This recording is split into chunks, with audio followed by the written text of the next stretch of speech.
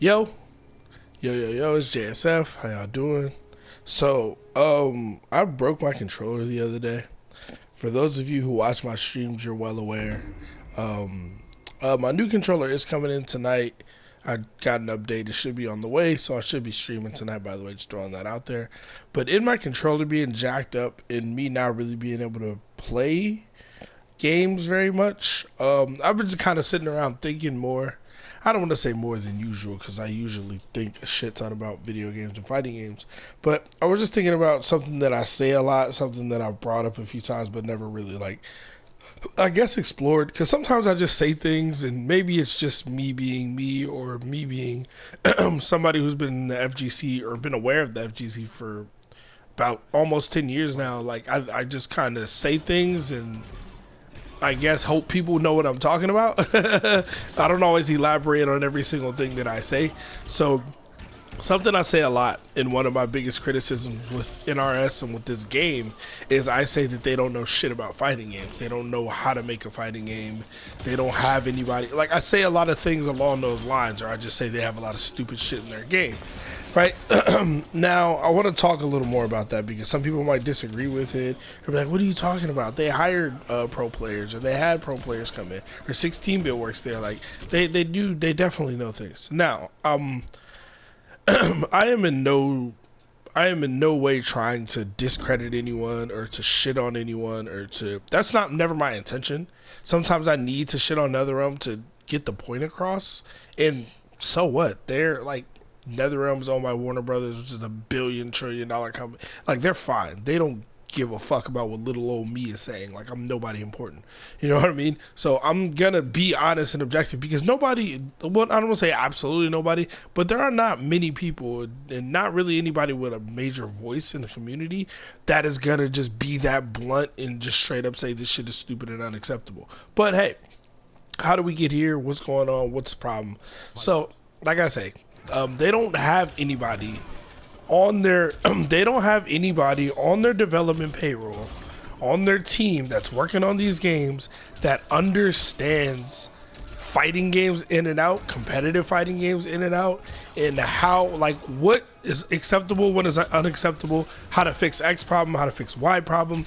They don't have a person or a group of people with this knowledge on their payroll, and if they do, those people or that person is not put in a position where they can make the decisions to do what they need to do. I hope that made sense. I'm trying to simplify it and make it sound a way that makes sense to everybody. Basically, NRS don't got nobody there who understands fighting games inside and out.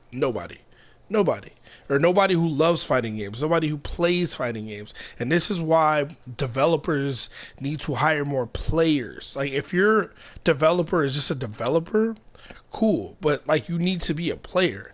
Like, sure, fucking Ed Boon and them made Mortal Kombat 1, 20, 30 years ago with 5 people, and it's super impressive.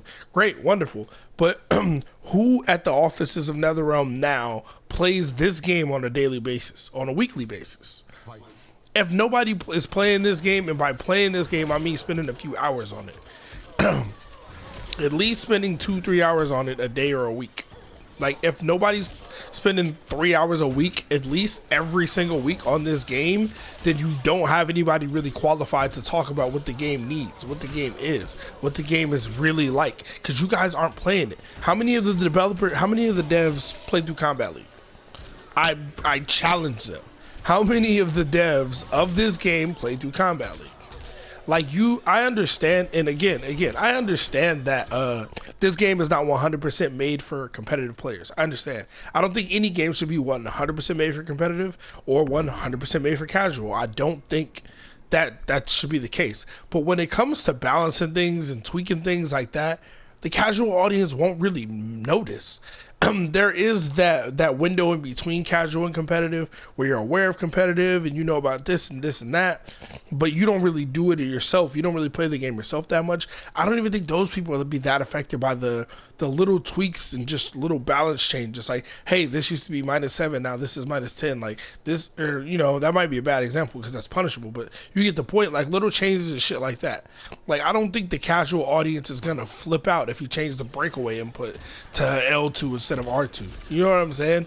Like, and it's just a lot of the decisions that have happened in this game and a lot of things that have not been changed in this game kind of show that there's nobody who just understands fighting games and says, hey, why is this like this? This shouldn't be like this. No other fighting, like, it's okay to make strives and creativity and do things no fighting game has done before and go up, but this game went backwards. It went down. And I always say that NetherRealm doesn't do one-to-one comparisons as well, and that's another problem that they need people to do it. They need people in the office. Like, it isn't just a NetherRealm thing. Capcom has a similar problem. There are a lot of fighting game developers that have similar problems, but that's a different video, different argument.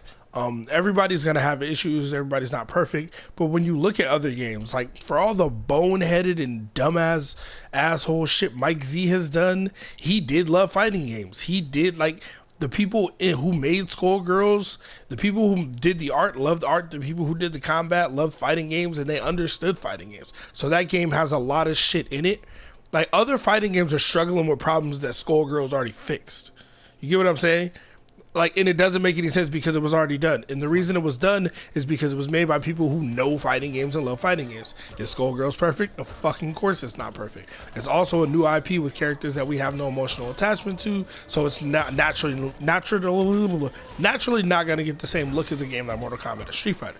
Now, Mortal Kombat, here's where I'm going to just say Mortal Kombat doesn't have anybody like...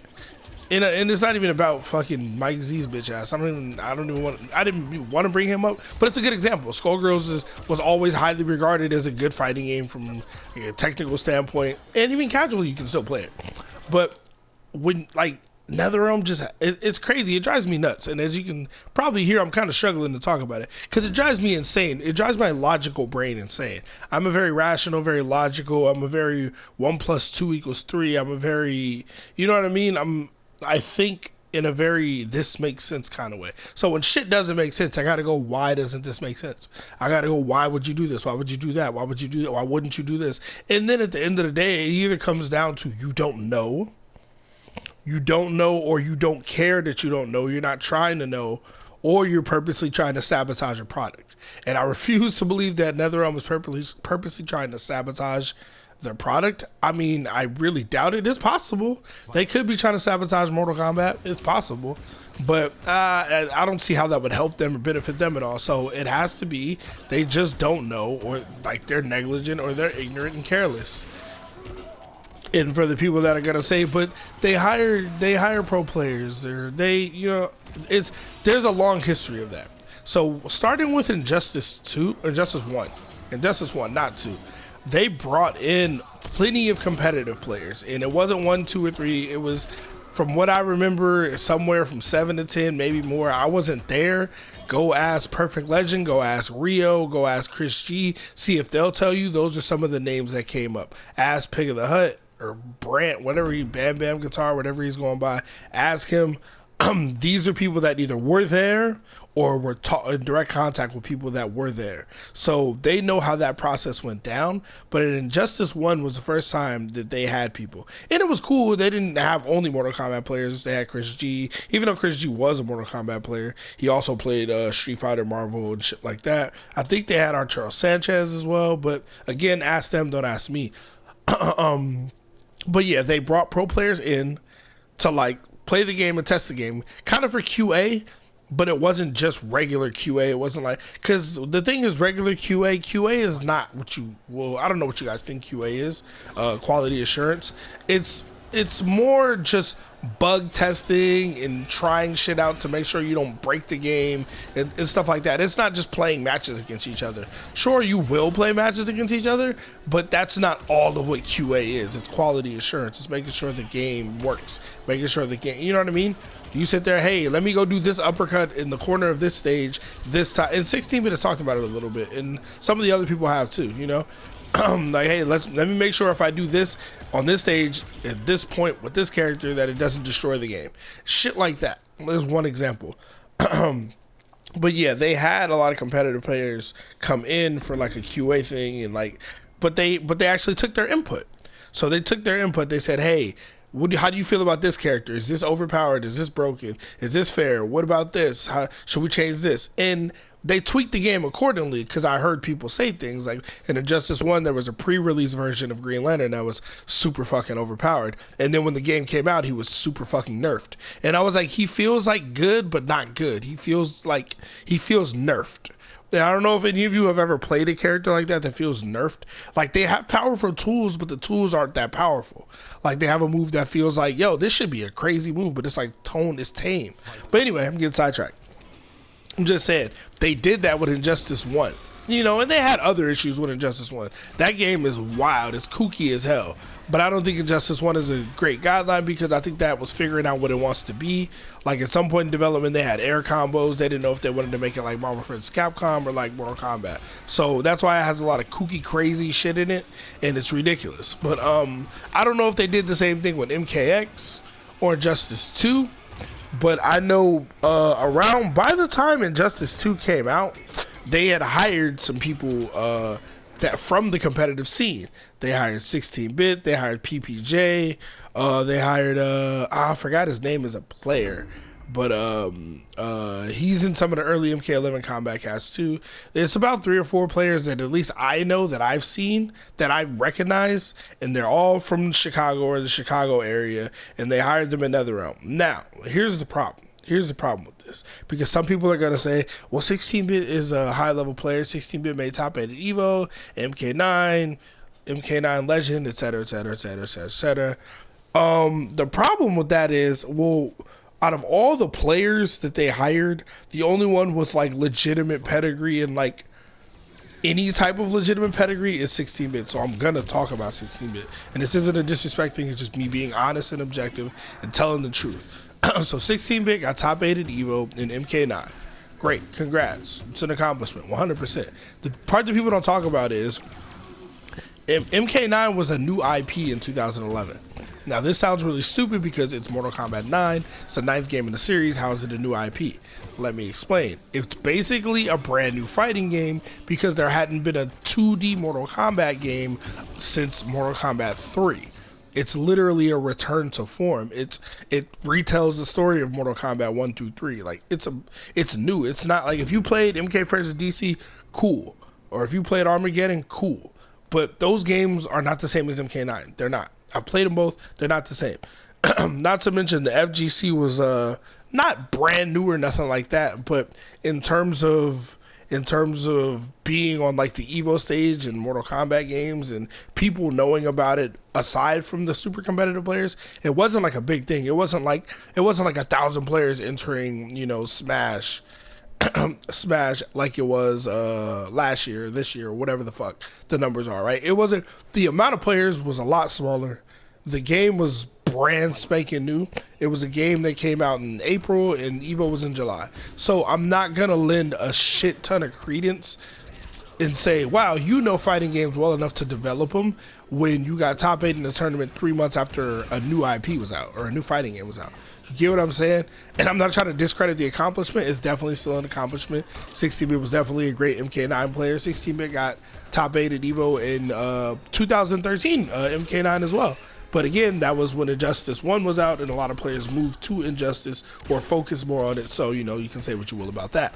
But even that being the case, saying, oh, I got top 8 at EVO in MK9, so I should help develop MK11 or Injustice 2 is like saying KDZ should help develop Injustice 3 or MK12. You get what I'm saying? And for those of you who don't know who KDZ is, KDZ won EVO in 2013 in Injustice 1. But I mean, and no disrespect to KDZ, but where's KDZ been ever since then? Didn't exist in Injustice 2, didn't exist in MKX, doesn't exist in MK11. You know what I mean? And KDZ was a Soul Calibur player, but still, not like a huge name in the FGC or anything like that. So you get what I'm saying? Like, I don't think that is enough pedigree to say like, hey, you understand competitive fighting games in and out. I'm like, no, you understood MK9, or you were just really good at playing MK9.